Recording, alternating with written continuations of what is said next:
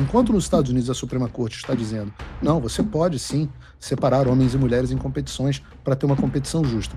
No Brasil, a mesma Suprema Corte inventa um crime de transfobia. Olá, Edu Carvalho, melhor canal de corte do YouTube. Quando você começa a se achar mulher e querer me obrigar a não apenas a dizer, mas a achar que você é uma mulher, aí nós temos um problema político.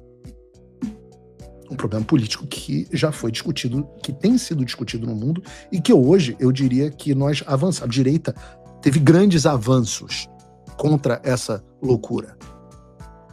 Porque nós já tivemos, por exemplo, há 2 anos a decisão da Suprema Corte do Reino Unido reconhecendo que só existem 2 sexos. Tivemos também, logo no início do governo Trump, a determinação do governo americano de que só existem 2 sexos. E a ordem executiva inclusive com consequências para o Érico Hilton, está lá no visto americano dele, que ele é homem. Tivemos também a ordem executiva do governo Trump proibindo homens de competirem em esportes femininos.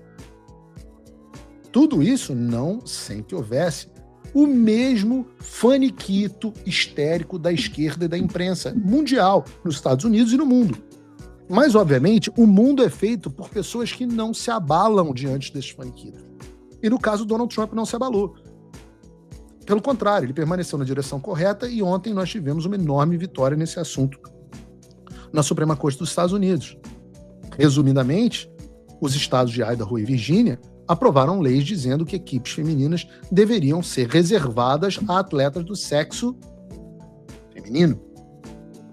E a discussão girava em torno da constitucionalidade dessa lei. Então, esse era o assunto discutido dentro da Suprema Corte.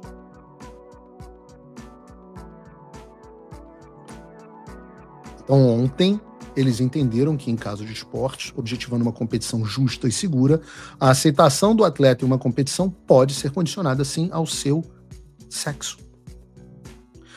Essa discussão abriu o caminho nos Estados Unidos para a volta da normalidade, de que homens não podem competir com mulheres em esportes. Vejam, enquanto no Brasil, você sequer pode mencionar a diferença sob pena de ser preso, nos Estados Unidos, esta é a lei da terra. No Reino Unido, esta é a lei da terra.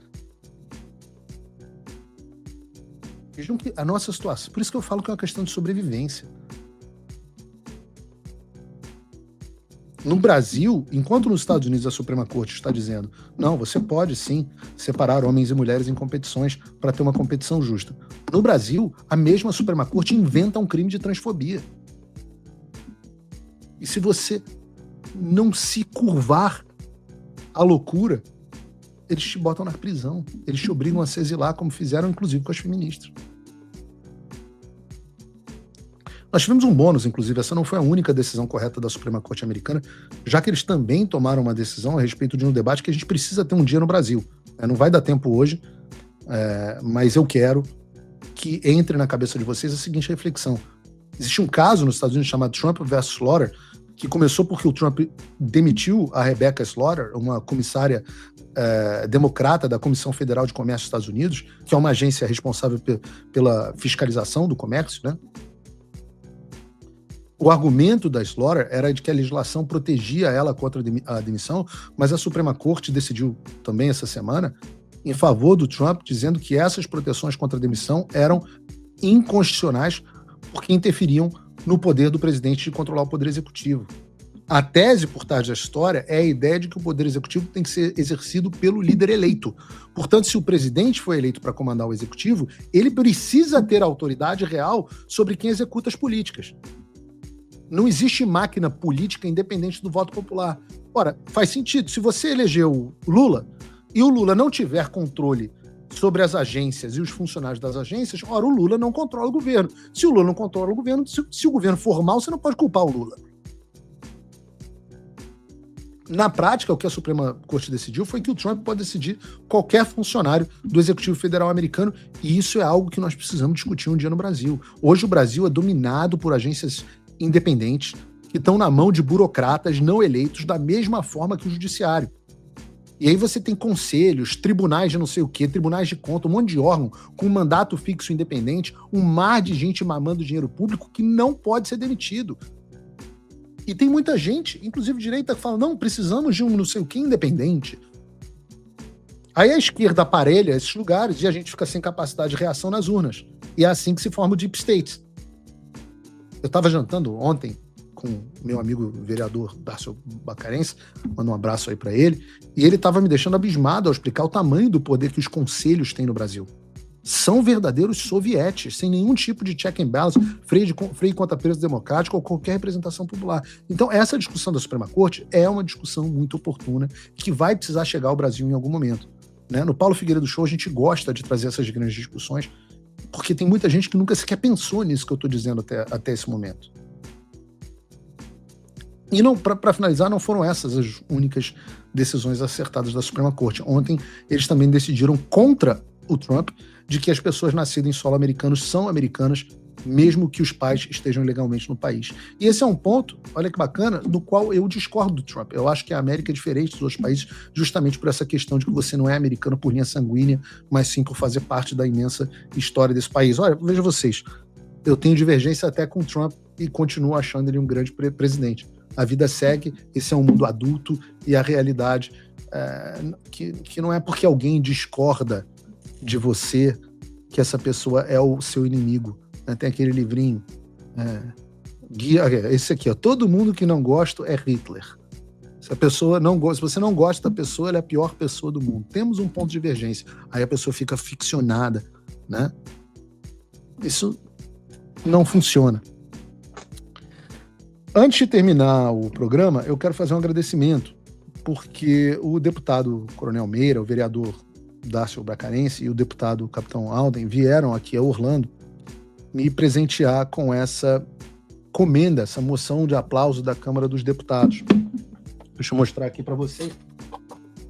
Ele é enorme, é maior que eu, e registrar aqui o meu agradecimento. Ela diz assim, a Câmara dos Deputados, Comissão de Segurança Pública e Combate ao Crime Organizado, certificado de moção de aplauso em reconhecimento à atuação exemplar e a relevante contribuição prestada à segurança pública concedida a Paulo Figueiredo Filho, jornalista, não achei que ia estar aqui, blogueiro, influenciador, empresário, quer que seja. A presente moção de aplauso, proposta por meio do requerimento tal, de autoria do deputado Coronel Meira, do PL de Pernambuco, aprovada pela Comissão de Segurança Pública e Combate ao Crime Organizado da Câmara dos Deputados. A homenagem reflete o reconhecimento público por sua coragem, dedicação e profissionalismo que honram os valores e princípios da defesa da sociedade e da ordem pública. Assina aqui o deputado Coronel Meira. Muito bonita a placa, muito obrigado. Vou guardar aqui, vai botar no escritório com muito carinho. Não é pelo reconhecimento que a gente faz as coisas ou deve fazer as coisas, mas é bacana, claro, quando o reconhecimento vem. É muito bonita a homenagem, eu agradeço aqui e registro essa minha apreciação. O Trump voltou. Isso já deve ter tirado um peso das suas costas. Mas e o Brasil? O nosso país continua atolado e achar que só a vitória do Trump vai resolver tudo é ilusão. Nada vai mudar sozinho. E pode ter certeza de uma coisa: ficar xingando muito nas redes sociais não vai fazer diferença nenhuma. Você vai continuar esperando alguém fazer alguma coisa por você? Um político? Um salvador da pátria? Esquece. Se ninguém tomar uma atitude, nada acontece. Eu estou fazendo a minha parte. Eu parei a minha vida por isso. Mas, se você quer saber como pode ajudar sem precisar largar tudo, a resposta é simples: apoiando quem está na linha de frente. Sem esse apoio, sem essa linha de suprimento, esse trabalho morre. Sem estrutura, ninguém avança. Então acessa www.paulofigueiredoshow.com/apoie e com $5 por mês você pode fazer parte disso. Se puder mais, eu recomendo, seja um patrono Gold e participe ativamente no grupo que me ajuda a pautar esse debate. O que vai definir o futuro é quem faz e não quem reclama. A escolha é sua.